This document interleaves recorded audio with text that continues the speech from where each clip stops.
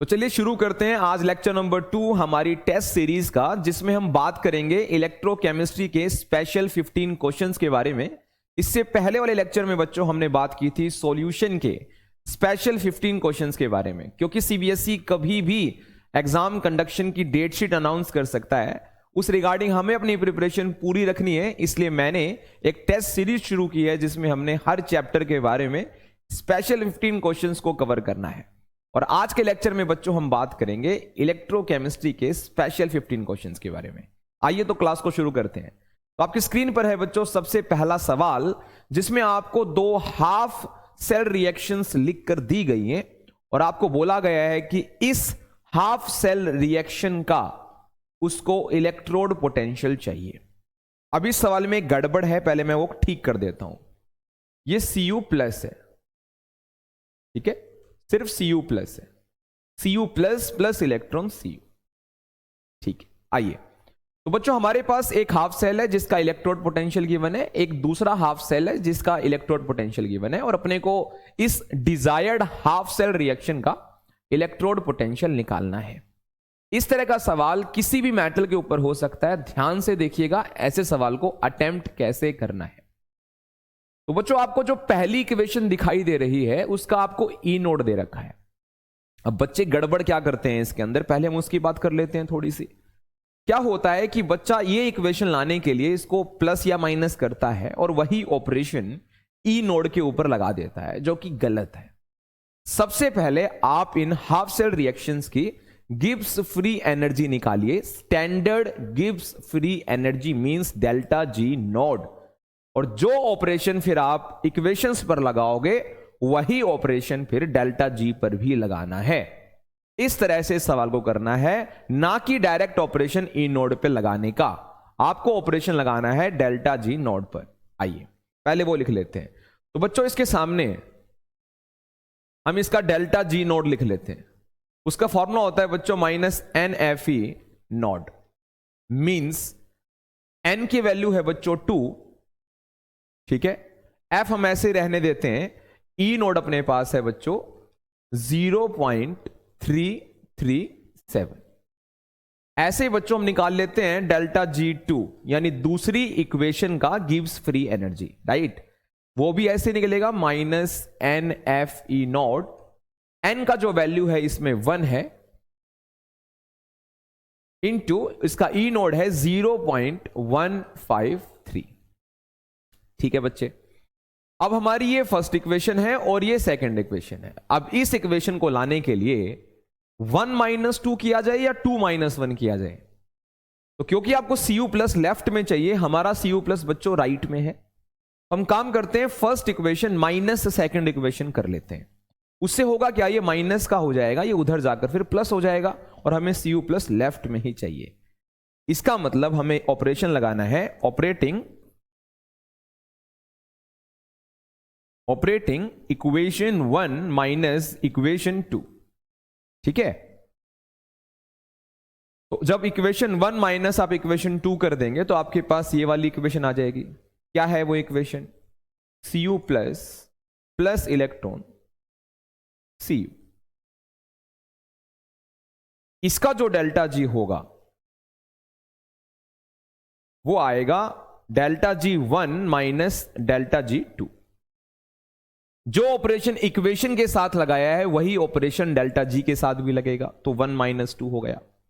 हमें इस इक्वेशन का डेल्टा जी निकाल लेना है, उसके बाद ई नोड आ जाएगा। अब इसका डेल्टा जी होगा बच्चों minus n f e naught, तो यहां पर एन की वैल्यू है 1, ठीक है। ई नोड हमें इसका निकालना है, is equal to delta G1 है बच्चों हमारा minus 2f into 0.337 minus second वाला। अब माइनस पहले से है तो माइनस माइनस प्लस हो जाएगा बच्चों, प्लस f इंटू 0.153। तो बच्चों f से f कैंसिल हो जाएगा, f से f कैंसिल हो जाएगा, तो हमारी वैल्यू आ जाएगी बच्चों माइनस, उधर शिफ्ट कर लीजिए, ठीक है, या -1 कॉमन ले लीजिए, यार जैसे जिसकी मैथ्स है, ठीक है, वैसे अप्लाई करिएगा। इसका मतलब हमारा जो ई नोड आएगा इस इक्वेशन का माइनस उधर शिफ्ट कर देंगे तो बच्चों ये प्लस का हो जाएगा 2 इंटू 0.337 और ये प्लस वाला माइनस का हो जाएगा 0.153। इसको आप सोल्व कर लेना, वोल्ट में हमारा ये आंसर आ जाएगा। इसमें से चेक कर लेंगे, जो भी माइनस करने से आएगा बच्चों ऐसे होगा। उम्मीद करते हैं आपको ये सवाल बिल्कुल क्लियर हो गया होगा। बहुत सिंपल सवाल है।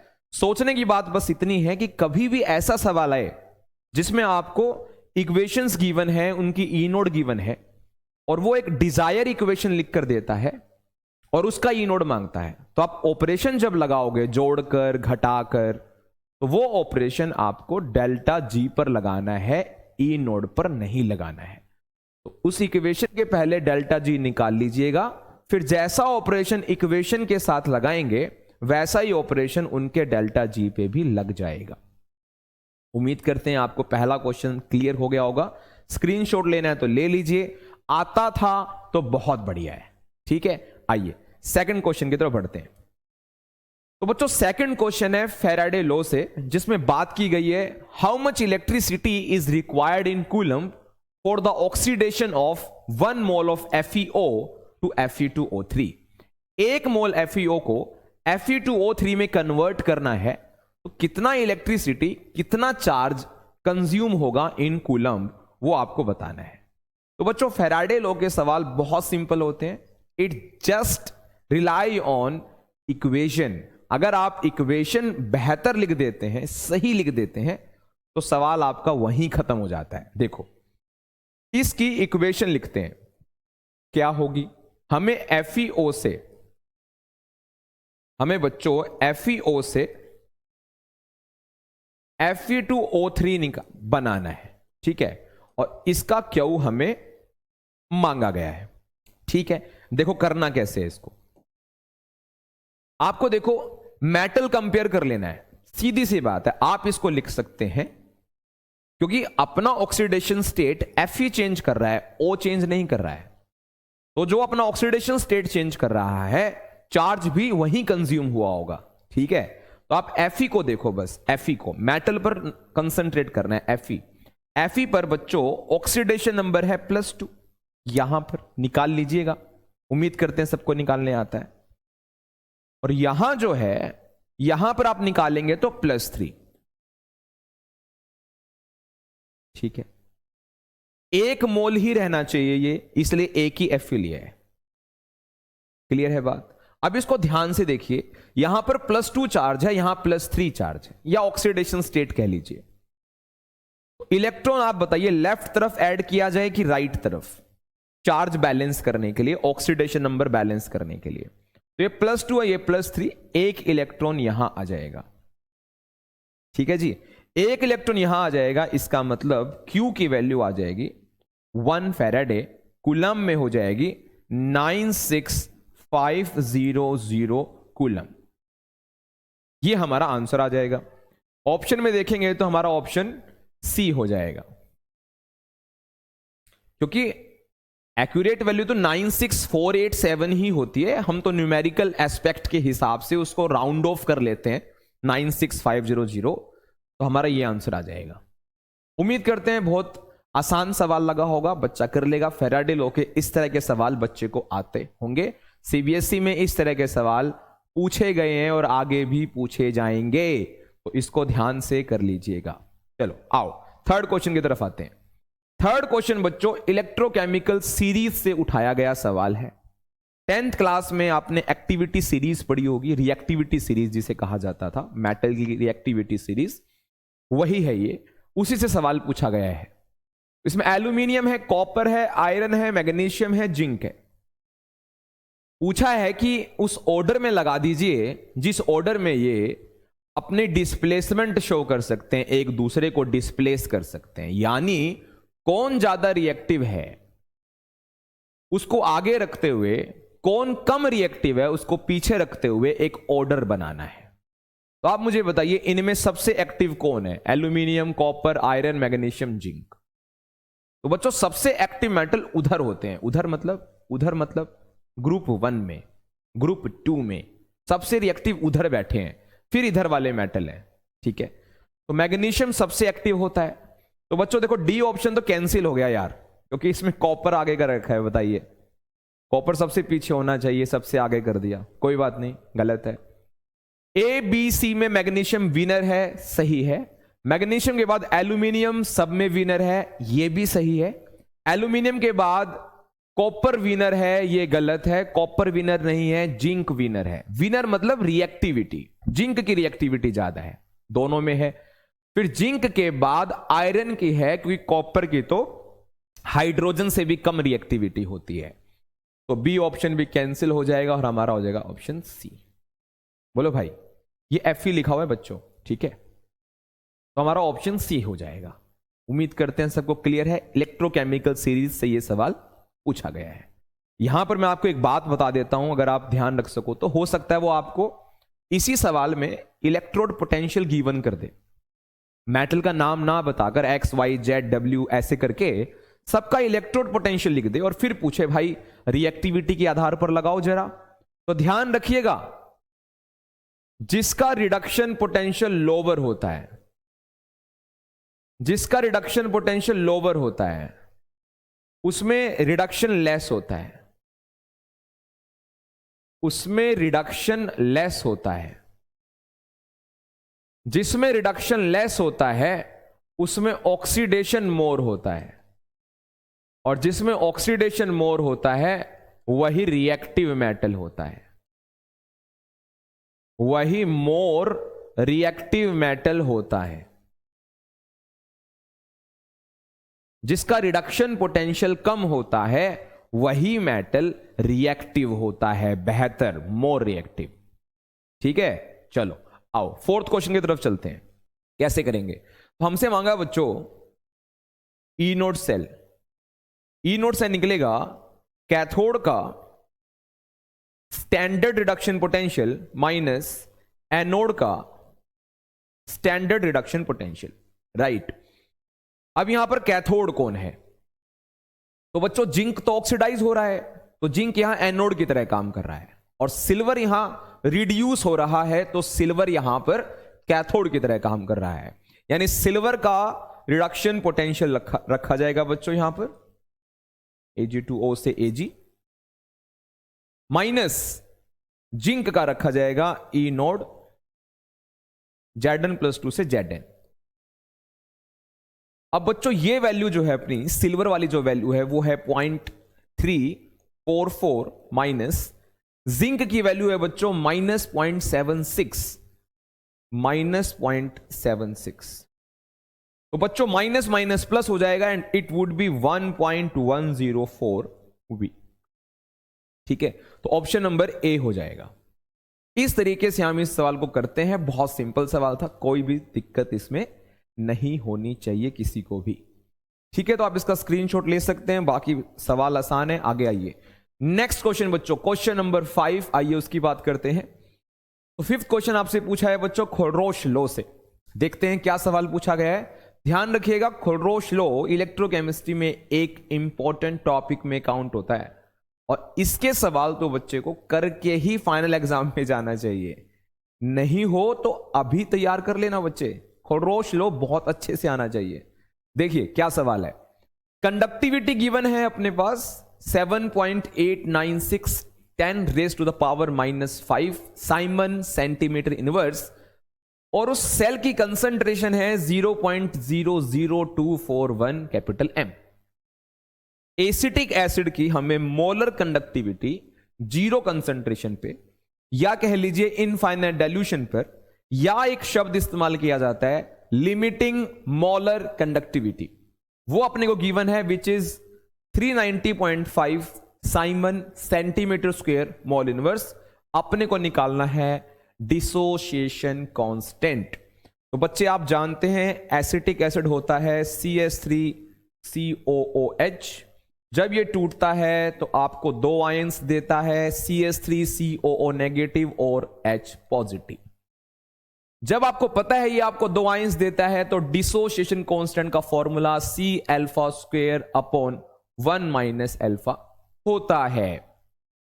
यानी डिसोसिएशन कांस्टेंट आपका तभी निकल कर आएगा जब आप अल्फा निकाल लेंगे, और अल्फा इसके अंदर molar conductivity at any concentration divided bye limiting molar conductivity.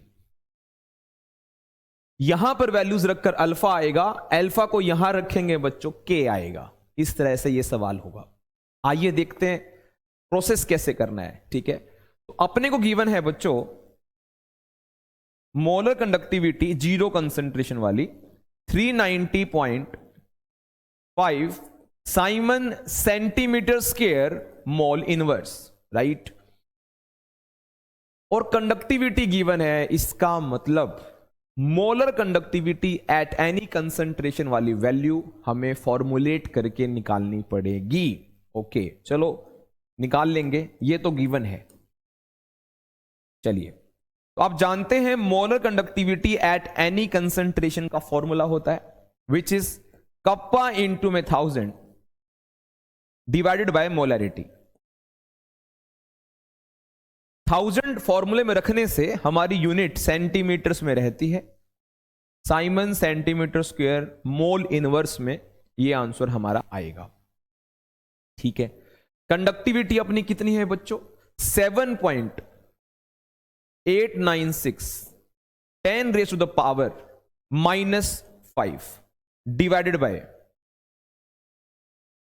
Divided by molarity. What is the molarity 0.00241, 10 की 3 से मल्टीप्लाई रखना है। इसको सोल्व कर लेंगे, हमारा आंसर आ जाएगा बच्चों Simon centimetre square mole inverse, right. अब जैसे आपकी वैल्यू आएगी, ये वैल्यू उठाकर आएगी molar conductivity at any concentration की जगह पर। जीरो कंसंट्रेशन वाली वैल्यू आपके पास है 390.5, इसको रखेंगे, आपका अल्फा आएगा। उस अल्फा को उठाकर इस फॉर्मूले में रखेंगे, हमारा के आएगा। And it's all about calculations now.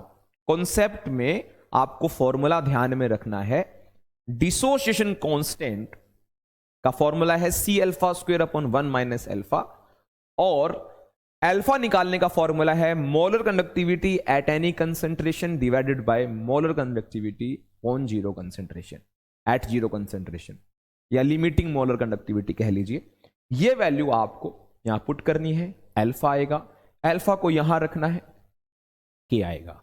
सी आपको पता ही है 0.0241 यहां पर सी है। ठीक है, इसको सोल्व कर लीजिएगा, ये क्वेश्चन हो जाएगा। ठीक है, आओ नेक्स्ट क्वेश्चन की तरफ बढ़ते हैं। सिक्स्थ क्वेश्चन भी बच्चों आपको नर्स्ट इक्वेशन से ही उठाकर पूछा है, गैल्वेनिक सेल का ही सवाल है। सवाल क्या है, write the cell formulation. Cell formulation लिखिए, यानी सेल रिप्रेजेंटेशन लिखिए।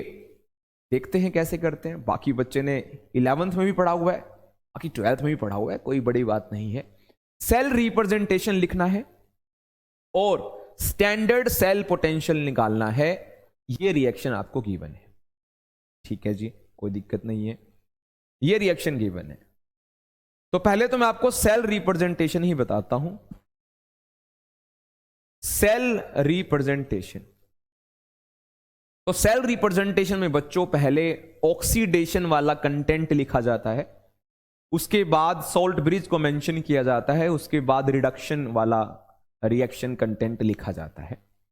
शॉर्ट में समझा दूं तो जो चेंजेस एनोड पर हो रहे हैं वो रिप्रेजेंट करते हैं, फिर सॉल्ट ब्रिज आता है, फिर कैथोड पर जो चेंजेस हो रहे हैं वो अपने को दिखाने होते हैं। ठीक है, देखो तो एनोड पर कौन है बच्चों, आयरन। Fe+2 से Fe+3 ऑक्सीडेशन हो रहा है, Fe+2 से Fe+3 एक्वस है, फेरस फेरिक भी एक्वस है। फिर दो लाइंस सॉल्ट ब्रिज, उसके बाद Ag+ से Ag हो रहा है, रिडक्शन Ag+ से Ag+ बच्चों एक्वस, Ag मतलब solid. That is how we represent the cell. इस तरह से आप सेल को रिप्रेजेंट करते हैं। अगर कंसंट्रेशन गिवन होती तो मैं कंसंट्रेशन भी आयंस के साथ मेंशन कर। This is complete cell representation. Now coming to find the standard cell potential, ये कैसे निकाला जाए वो देख लो। तो आपने पढ़ा स्टैंडर्ड सेल पोटेंशियल निकालने के लिए कैथोड का रिडक्शन पोटेंशियल माइनस एनोड का रिडक्शन पोटेंशियल यूज किया जाता है। अब यहां पर कैथोड कौन है? कैथोड वो है जो रिडक्शन कर रहा है, और रिडक्शन कर रहा है सिल्वर, तो यहां रखी जाएगी सिल्वर का रिडक्शन पोटेंशियल माइनस, फिर आपको रखा जाएगा आयरन का। ठीक है, ये Fe+3 से Fe+2 है। ठीक है, तो बच्चों सिल्वर का जो रिडक्शन पोटेंशियल है वो 0.80 है, माइनस जो Fe+3 से Fe+2 का जो पोटेंशियल है वो है 0.77, तो आई थिंक ये आ जाएगा 0.03 वोल्ट। इस तरह से आप बच्चों स्टैंडर्ड सेल पोटेंशियल निकाल लेंगे। उसके बाद आपसे कहा है calculate standard Gibbs free energy. Standard Gibbs free energy, standard Gibbs free energy का सिंपल सा फॉर्मूला है, it is minus NFE nought cell. E nought cell मतलब standard EMF of a cell. We know what is N, N is number of electrons involved, and what is F, F is Faraday's constant. Exactly अगर आपसे N पूछा जा रहा है, मतलब मैं आपको अगर N बताऊं तो N is exactly number of moles of electron involved. We usually say number of electrons, but actually it is a number of moles of electrons, right? तो वो निकालने के लिए डेल्टा G नोड निकालने के लिए minus NFE nought cell.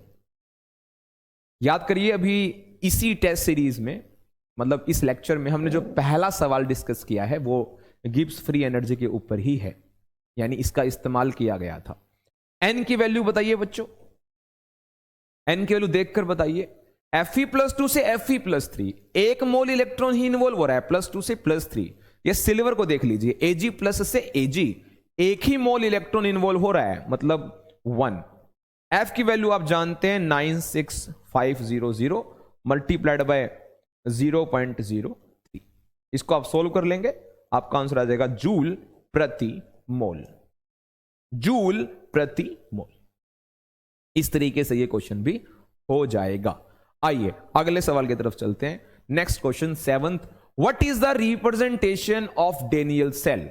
Daniell cell का representation लिखना है, हो सके तो ऐसे सवाल में डायग्राम भी बनाना है, जिसमें एनोड वाला जो पोर्शन है, लेफ्ट वाला जो पोर्शन है, उसके अंदर जिंक इलेक्ट्रोड को रिप्रेजेंट किया जाएगा, डिप्ड इन जिंक सॉल्ट, वो आप सल्फेट, नाइट्रेट कुछ भी लीजिए, और राइट साइड में कॉपर इलेक्ट्रोड होगा, डिप्ड इन कॉपर का ही सॉल्ट होगा, बीच में सॉल्ट ब्रिज होगा, वोल्ट मीटर दिखाना है, गैल्वेनोमीटर दिखाना है, वो टोटली आपके ऊपर है।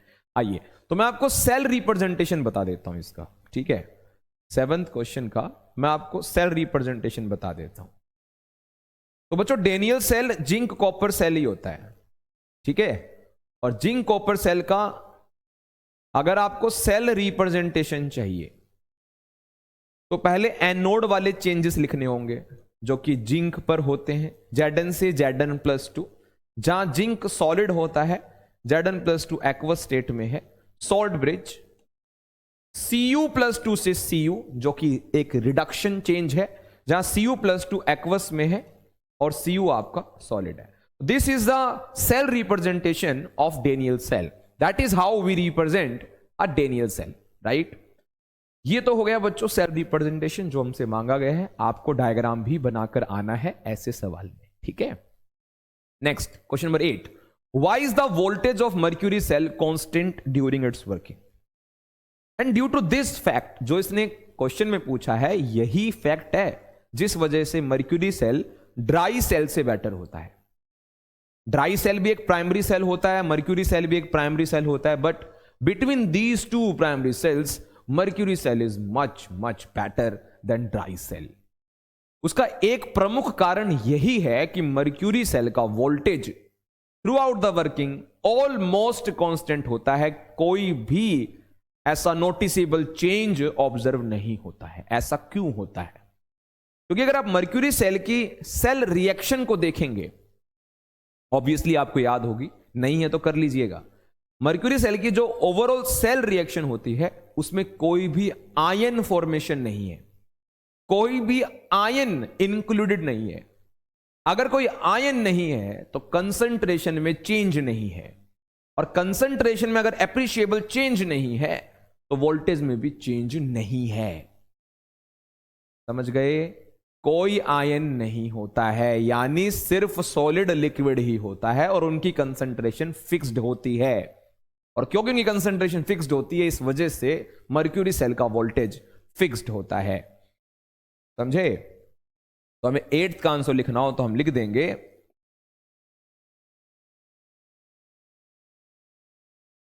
इन mercury cell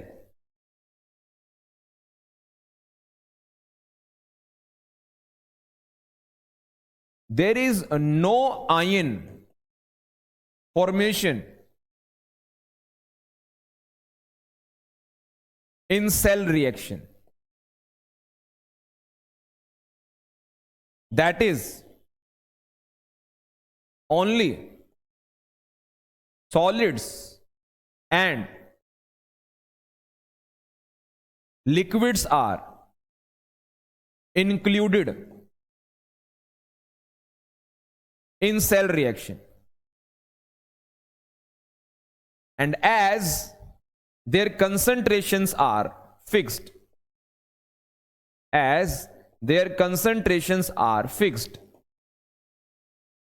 voltage remains constant.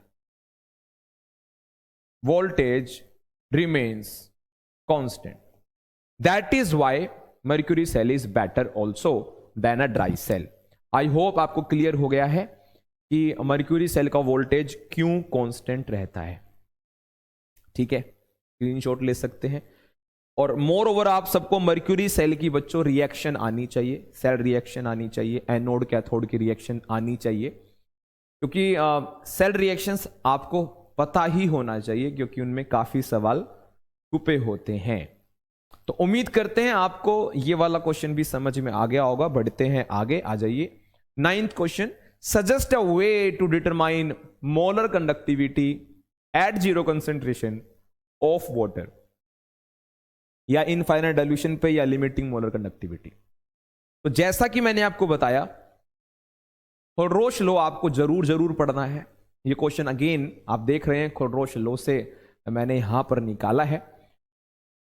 पानी का या किसी भी वीक इलेक्ट्रोलाइट का मोलर कंडक्टिविटी 0 कंसंट्रेशन पर निकाला जा सकता है। ये खोलरोश लॉ से ही हमें प्राप्त हुआ है, ये नॉलेज हमें मिली है। उसके लिए हमें स्ट्रॉन्ग इलेक्ट्रोलाइट्स की हेल्प लेनी होती है, क्योंकि स्ट्रॉन्ग इलेक्ट्रोलाइट्स कंप्लीटली डिसोसिएटेड होते हैं। उनकी वैल्यूज 0 कंसंट्रेशन पर, मतलब उनकी मोलर कंडक्टिविटी 0 कंसंट्रेशन पर हमारे पास आसानी से एक्सेसिबल होती है। उनके सहारे हम वीक इलेक्ट्रोलाइट की मोलर कंडक्टिविटी 0 कंसंट्रेशन पर निकाल सकते हैं। आइए आपको दिखाते हैं कैसे। इसने आपसे मांगा है H2O का मोलर कंडक्टिविटी। आप सभी जानते हैं H2O की मोलर कंडक्टिविटी निकालने के लिए आपको हाइड्रोजन आयन की मोलर कंडक्टिविटी और OH माइनस की मोलर कंडक्टिविटी निकालकर यहां रखनी होगी, तभी पानी की मोलर कंडक्टिविटी आएगी। आइए अब आपको वो स्ट्रॉन्ग इलेक्ट्रोलाइट्स चूज करने हैं जिसमें H+ आता हो और OH माइनस आता हो। तो टेक स्ट्रॉन्ग इलेक्ट्रोलाइट्स।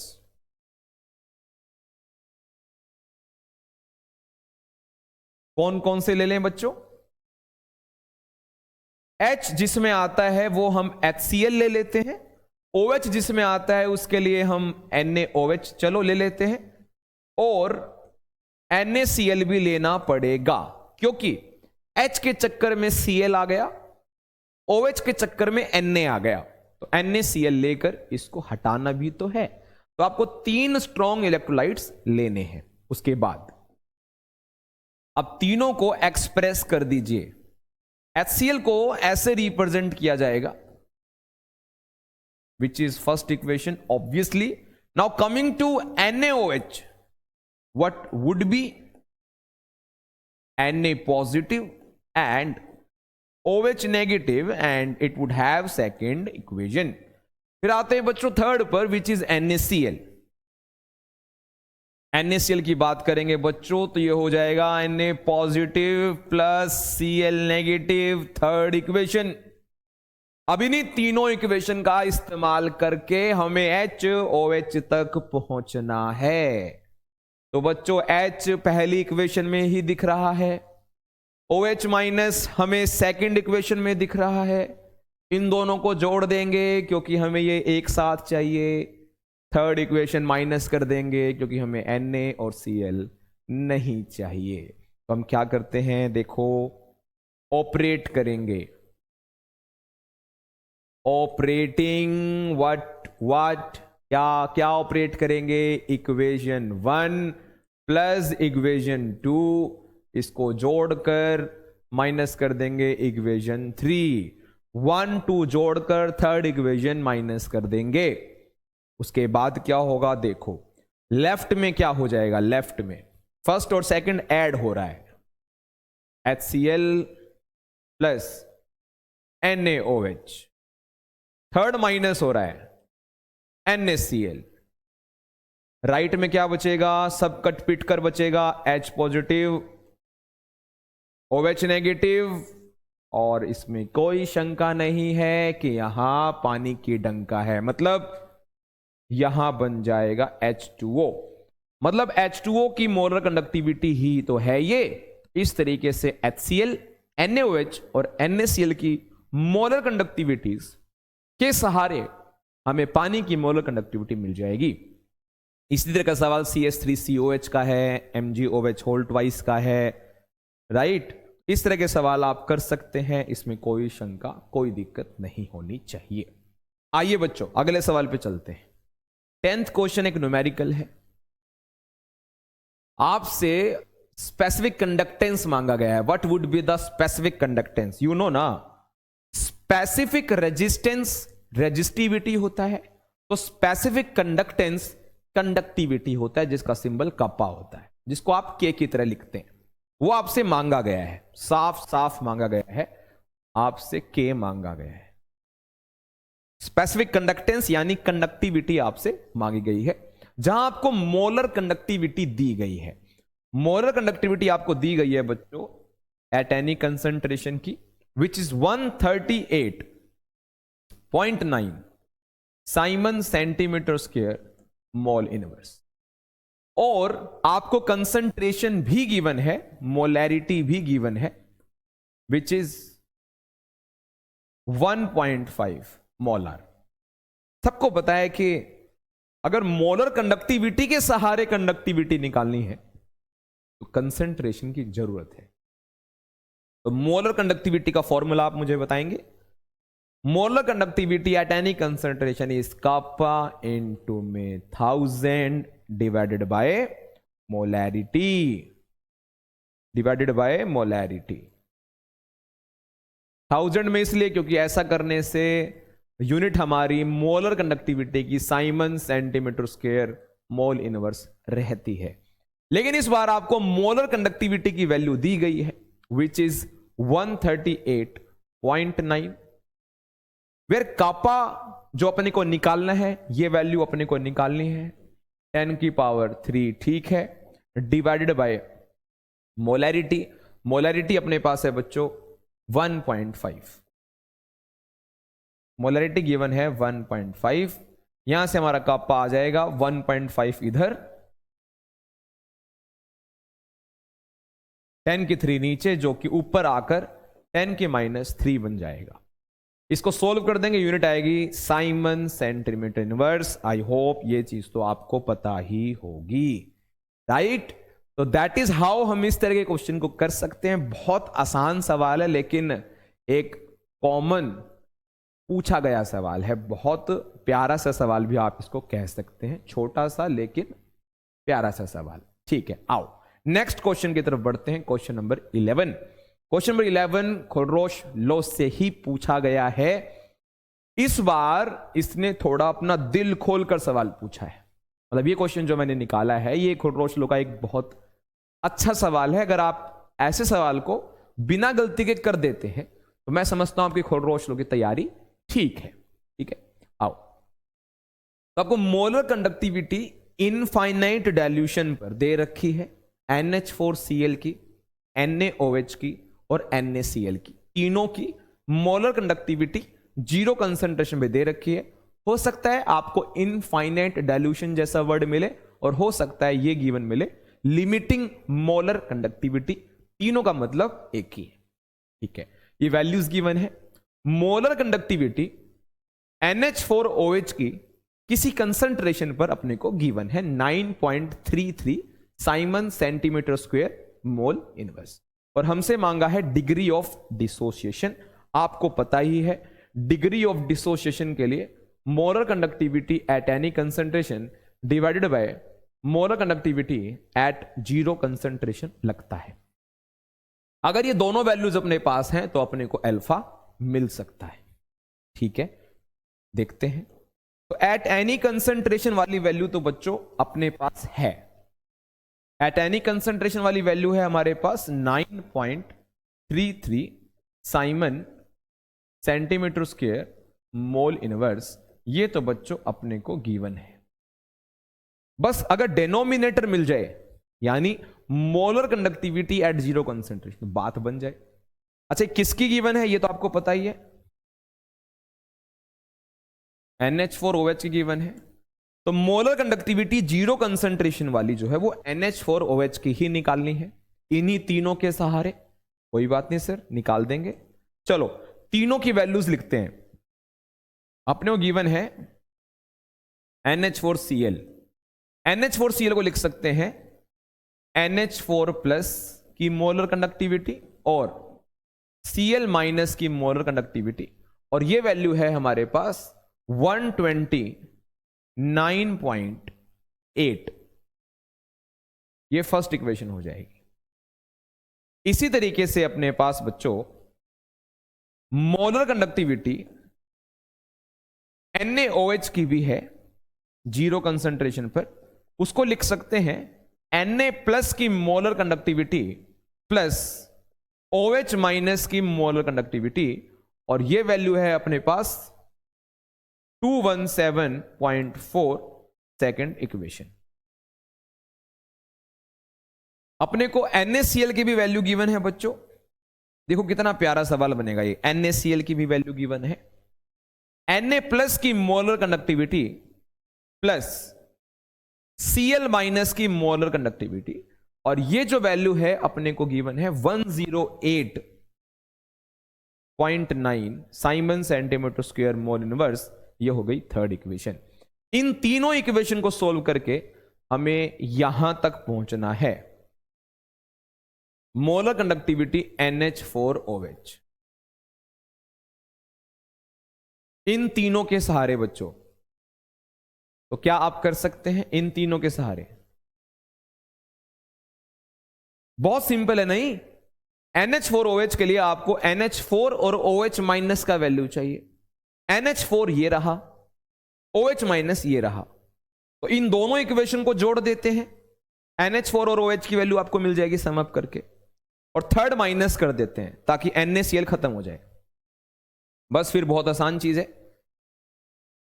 आपको क्या करना है,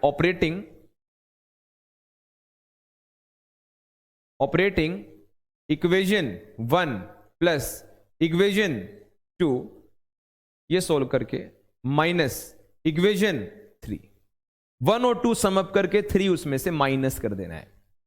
वैल्यूज रख देंगे बच्चों, कोई बड़ी बात नहीं है। तो फर्स्ट इक्वेशन यानी 129.8 प्लस सेकंड इक्वेशन की वैल्यू जो है वो है 217.4 माइनस 108.9। ये आप सोल्व कर देंगे तो ये वैल्यू आ जाएगी molar conductivity eight zero concentration of NH4OH। बस फिर क्या है, फिर क्या है बच्चों, ये वाली वैल्यू यहां रख देंगे एट एनी कंसंट्रेशन पे, और ये वाली वैल्यू यहां रख देंगे। इस तरीके से आप सोल्व कर लेंगे, हमारा अल्फा आ जाएगा। मैंने आराम आराम से करवाया ताकि किसी बच्चे को नहीं भी आता हो तो उसको भी समझ में आ जाए कि कैसे किया जाता है खुररोश लॉ का सवाल। ठीक है, चलो आओ अगले सवाल की तरफ बढ़ते हैं।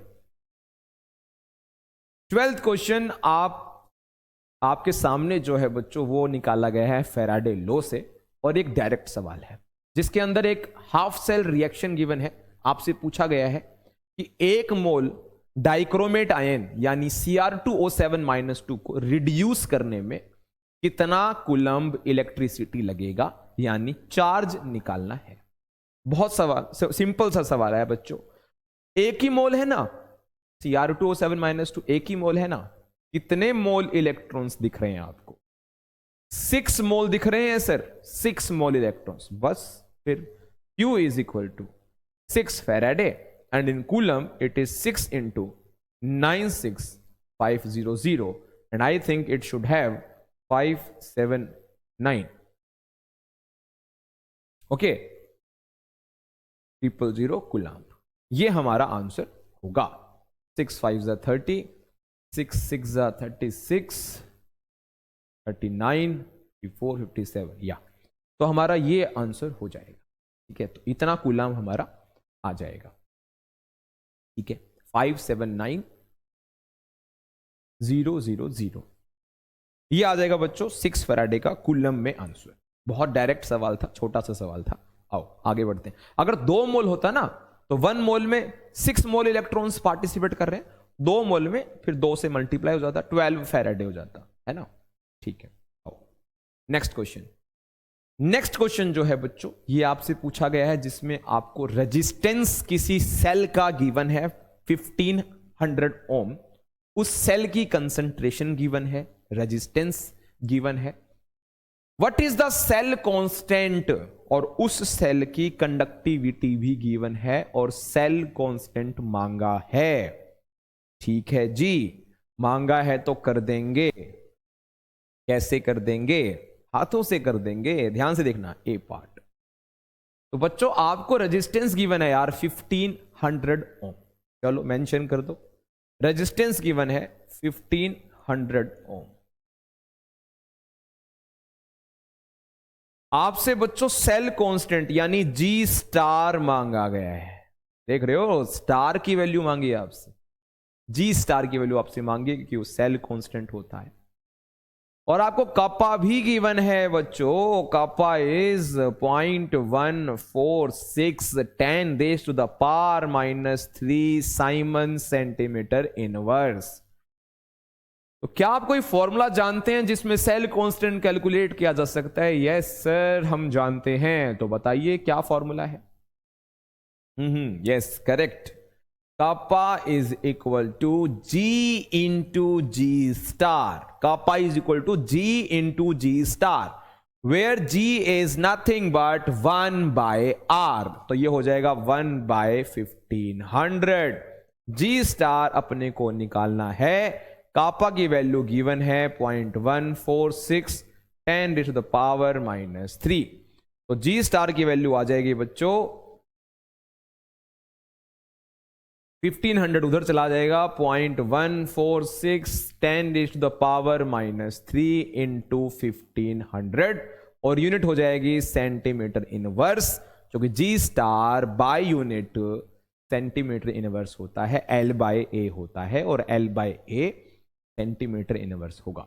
उम्मीद करते हैं आपको जी स्टार कैसे कैलकुलेट करते हैं समझ में आ गया होगा। 1500 ओम को 1/1500 क्यों लिखा है? क्योंकि हमें kappa equal to G into G star में जी की वैल्यू यानी कंडक्टेंस की वैल्यू रखनी पड़ती है और कंडक्टेंस रेजिस्टेंस का रेसिप्रोकल होता है। आई होप आप सबको क्लियर हो गया है। आओ तो इसका बी पार्ट भी हमसे पूछा गया है यार, चलो बी पार्ट भी कर देते हैं। बी पार्ट हमसे पूछा गया है कि प्रोडक्ट चाहिए इसको इलेक्ट्रोलाइसिस के H2SO4 सल्फ्यूरिक एसिड को, उसके सॉल्यूशन को जब इलेक्ट्रोलाइज किया जाता है तब एनोड पर कौन पहुंचता है?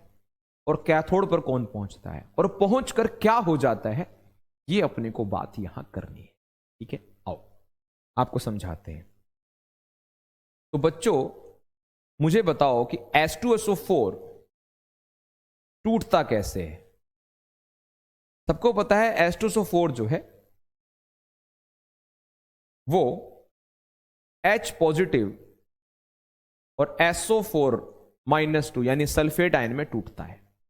क्योंकि ये सॉल्यूशन है तो इसमें पानी भी होगा, तो जो पानी होता है वो किस में टूटता है सर? पानी H पॉजिटिव और OH- में टूटता है। तो ऑब्वियो आपको ये चीज पता होगी, ऑब्वियसली आपको पता होगी, ये जो प्लस वाला हिस्सा होता है, ये जो प्लस वाला हिस्सा होता है ये नेगेटिव रोड की तरफ भागता है, यानी कैथोड की तरफ।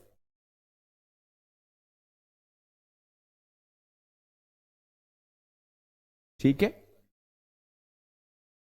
और ये जो हिस्सा होता है नेगेटिव वाला, ये एनोड की तरफ भागता है।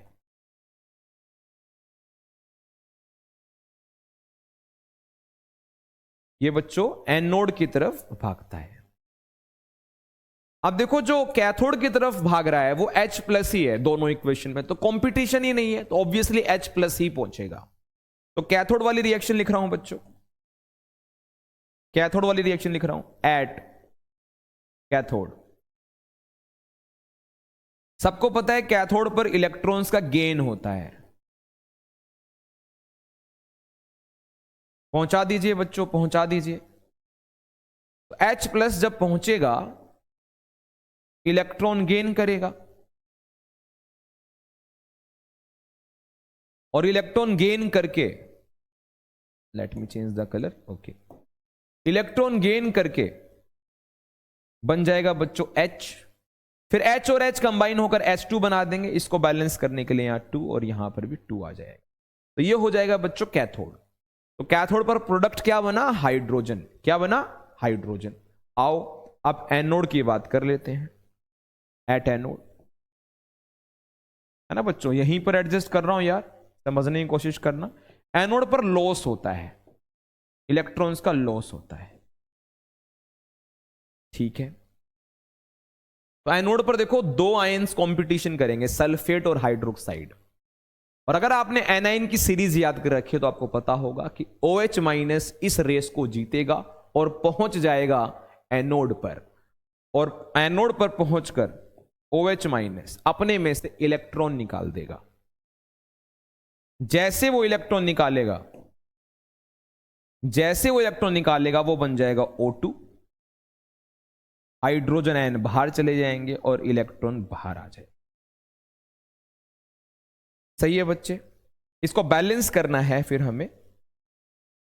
तो बैलेंस करने के लिए यहां पर मान लीजिए मैंने 2 लगा दिया, तो यहां पर भी 2 हो जाएगा और यहां पर भी 2 हो जाएगा। तो आई थिंक आपको यह चीज क्लियर है। इस तरीके से आप देखोगे एनोड पर ऑक्सीजन प्रोडक्ट होगा और कैथोड पर हाइड्रोजन प्रोडक्ट होगा। आई होप सबको क्लियर है। आइए फिर आगे बढ़ जाते हैं। 14th क्वेश्चन, जहां पर बात की गई है कि हमारे पास जिंक रोड है जिसको जिंक सल्फेट सॉल्यूशन में डिप किया है, और जिंक सल्फेट की जो कंसंट्रेशन है मैं चेक कर लेता हूं, वो है 0.1 वो कितनी है बच्चों? 0.1 है। और वो जो सॉल्यूशन है ना, वो जो सोल्ट है, वो सिर्फ 95% ही टूटा है। आई नो मैं इसको सिर्फ बोल रहा हूं, लेकिन हम जो जनरली सवाल करते हैं वो कंप्लीटली ही टूटा होता है। तो 95% टूटा है और अपने को बताना है कि भैया उसका इलेक्ट्रोड पोटेंशियल क्या होगा उस कंसंट्रेशन पर। हमें स्टैंडर्ड वैल्यू गिवन है। तो नर्स्ट इक्वेशन आपको लगानी है, हाफ सेल का क्वेश्चन है क्योंकि इसमें सिर्फ जिंक इलेक्ट्रोड की बात की गई है और जिंक का ही डाटा मांगा गया है। तो जो हाफ सेल के न्यूमेरिकल होते हैं उसमें हम पहले रिडक्शन की रिएक्शन लिखते हैं। Reduction, keep in mind reduction. तो जिंक जो होता है वो रिड्यूस कैसे होता है? जिंक आयन 2 इलेक्ट्रॉन लेता है और Zn बन जाता है। फिर आप नस्ट इक्वेशन लिखो। नस्ट इक्वेशन क्या होती है? E ऑफ Zn+2 से Zn means electrode potential is equal to standard reduction potential zinc का, क्योंकि 298 केल्विन पर हो रही है तो we know the value 0.0591 divided by n log product है सॉलिड 1 और रिएक्टेंट है Zn+2। आइए थोड़ा सा और सोल्व करते हैं। ये वैल्यू अपने को गिवन है बच्चों -0.76, आई थिंक आपको दिखाई दे रही है, -0.0591। n की वैल्यू आपको दिखाई दे रही होगी रिएक्शन के अंदर 2, ये रही लोगरिथम 1 Zn+2 की कंसंट्रेशन रखनी है। तो आप सबको पता है कि जो Zn+2 की कंसंट्रेशन है वो 0.1 है, लेकिन उसका 95% ही हिस्सा पार्टिसिपेट कर रहा है, मतलब 95% ऑफ 0.01। तो ये कितना हो जाएगा? ये 2 जीरोज नीचे आएंगी, 4 जीरोज हो जाएंगे, तो ये हो जाएगा आई थिंक 95। इतना क्यों सोचना था यार? 1 2 3 4, सॉरी 0.1 है, 0.1 है। तो ये वैल्यू यहां रख दी जाएगी। यहां जब Zn+2 की जगह ये वैल्यू रखोगे तो 95 यहां रहेगा, 1000 ऊपर रहेगा। इसको सोल्व कर लेंगे और log 95 इज क्लोज टू 1.97। तो वो आपको वैसे मेंशन होता है बोर्ड एग्जाम में, जब इस तरह का सवाल आता है तो लॉग टेबल तो अब अलाउड होता नहीं है, तो वो जो भी लॉग वैल्यूज इंक्लूडेड होती हैं उसकी वैल्यू क्वेश्चन पेपर में, क्वेश्चन में गिवन होता है, तो उसका इस्तेमाल करके हम सोल्व कर देंगे। इस तरीके से बच्चों सोल्व होता है, जो भी हमारा आंसर आएगा वोल्ट ही उसकी यूनिट होगी। ठीक है, आओ आगे बढ़ जाएं। चलो आखिरी क्वेश्चन आज के लेक्चर का, explain construction and working of SHE means standard hydrogen electrode. तो आपको बता दें SHE नाम आए चाहे NHE, स्टैंडर्ड हाइड्रोजन इलेक्ट्रोड और नॉर्मल हाइड्रोजन इलेक्ट्रोड एक ही बात होती है। आप सबको पता होगा कि जिंक का आप रिडक्शन पोटेंशियल याद जो किए हो या न्यूमेरिकल्स में जो इस्तेमाल करते हो, कॉपर का, सिल्वर का, निकल का, कोबाल्ट का, एल्यूमिनियम का, मैग्नीशियम का, आयरन का, ये वैल्यूज किसी की हेल्प से निकाली गई हैं और वो हेल्प जो है हमारी करता है SHE is one of the options. तो SHE उनमें से एक ऑप्शन है जिसके सहारे हम किसी मेटल का रिडक्शन पोटेंशियल स्टैंडर्ड निकालते हैं। कैसे निकालते हैं? मान लीजिए जिंक का निकालना है, तो जिंक का जो हाफ सेल होगा उसको SHE से कनेक्ट करेंगे, क्योंकि हाइड्रोजन का हाफ सेल होता है। अब ये एनोड बनेगा कि कैथोड बनेगा वो डिपेंड करता है किसके साथ इसको कनेक्ट करना है। अब जिंक हाइड्रोजन से ज्यादा एक्टिव होता है, तो जिंक एनोड की तरह काम करेगा, SHE कैथोड की तरह काम करेगा। ठीक है, अब मान लो कॉपर का निकालना है, तो कॉपर हाइड्रोजन से कम एक्टिव होता है, तो कॉपर वहां पर एनोड कैथोड की तरह काम करेगा और हाइड्रोजन वहां पर एनोड की तरह काम करेगा। तो SHE एनोड की तरह भी काम करता है, SHE कैथोड की तरह भी काम करता है, depending on to which metal it is going to be connect. किससे कनेक्ट होने वाला है उस चीज पर यह डिपेंड करता है। कन्वेंशनली इसका पोटेंशियल 0 होता है, इसीलिए ये बेटर हाफ सेल होता है जिसके सहारे हम किसी भी हाफ सेल का इलेक्ट्रोड पोटेंशियल निकालते हैं।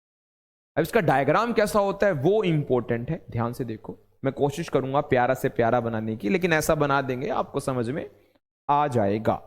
तो मैंने एक बीकर बनाया बच्चों, इस बीकर के अंदर मैंने दिखाया आपको एक ग्लास ट्यूब, जिसमें मैंने इनलेट दिखाई कि यहां से कुछ आएगा। इसके अंदर होती है बच्चों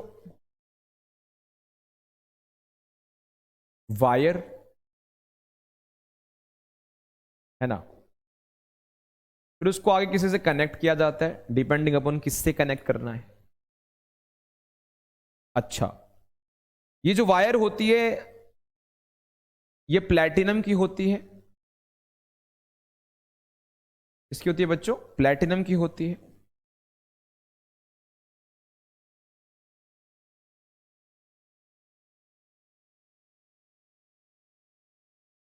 ठीक है, यहां से जो गैस जाती है, जो एंटर करती है गैस,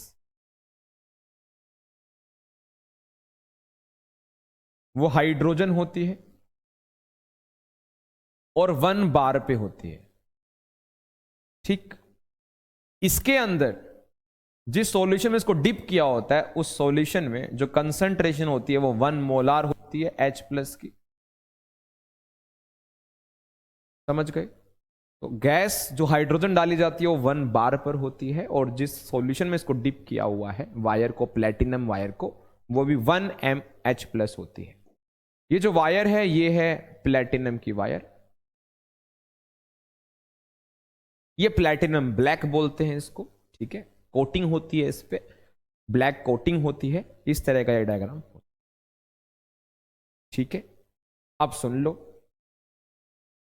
इसमें मैं बता देता हूं क्या लिखना है आपको।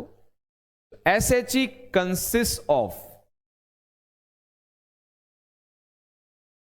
Platinum wire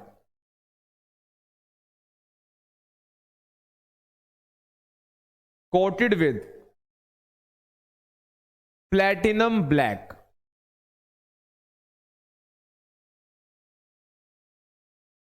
in which hydrogen gas, इसमें हाइड्रोजन गैस भरी जाती है eight 1 bar pressure,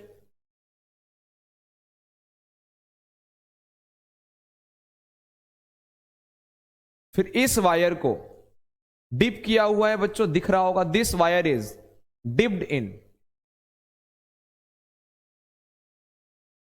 an acidic solution, जिसका जो कंसंट्रेशन है वो 1 m है H+ का।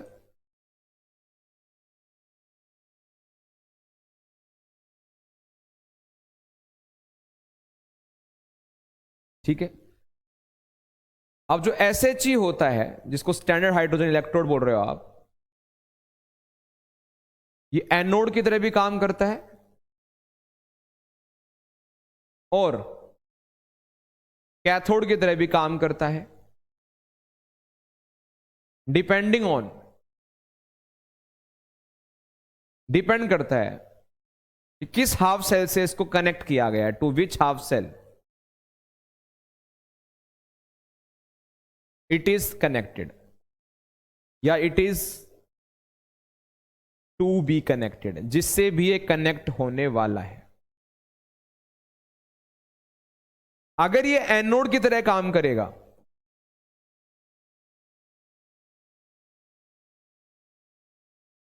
अगर SHE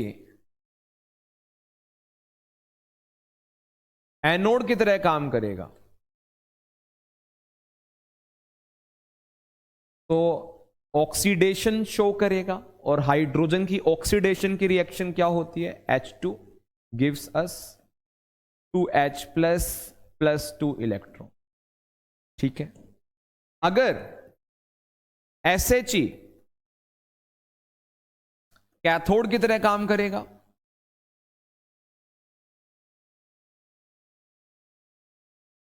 तो जो रिएक्शन होगी वो होगी 2H+ +2 इलेक्ट्रॉन H2।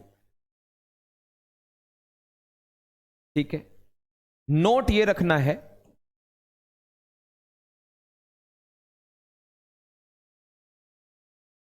कि जो स्टैंडर्ड रिडक्शन पोटेंशियल हाइड्रोजन का होता है वो 0 होता है। आई होप आपको क्लियर हो गया है। This is all SHE, the diagram and the working process. तो एनोड की तरह भी काम कर सकता है, कैथोड की तरह भी काम कर सकता है। अगर ये सवाल आया तो 2 मार्क्स का एक अच्छा सवाल बन सकता है कि आप एसएचजी के बारे में कुछ जानकारी दें। ठीक है, आप कोई एग्जाम्पल भी ले सकते हैं, जिंक के साथ इसको कनेक्ट कर सकते हैं, कॉपर के साथ कर सकते हैं, जैसा भी आपको कंफर्टेबल लगे। नहीं तो ये बातें तो आपको लिखनी ही लिखनी है। ठीक है, तो बच्चों that's all from today's lecture. ये था हमारा टेस्ट सीरीज चल रही है जो उसका लेक्चर नंबर 2।